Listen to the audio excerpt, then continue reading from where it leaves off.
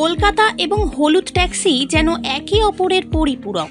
শহর তিলোত্তমার সিগনেচার এই হলুদ ট্যাক্সি আগামী দিনে নাকি বন্ধ হয়ে যাবে, এমন আশঙ্কাতে রীতিমতো ঘুম উড়েছে নস্টালজিক বাঙালির।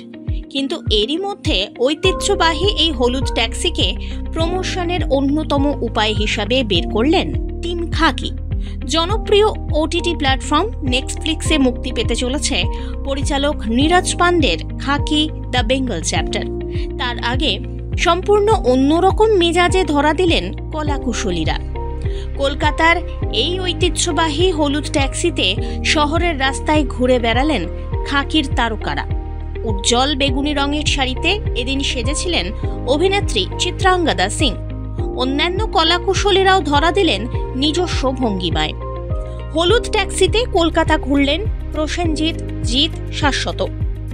খাকি দ্য বেঙ্গল চ্যাপ্টারের স্টারকাস্ট দেখা করেন একে অন্যের সঙ্গে। দেদার আড্ডা জমে ওঠে তাঁদের মধ্যে।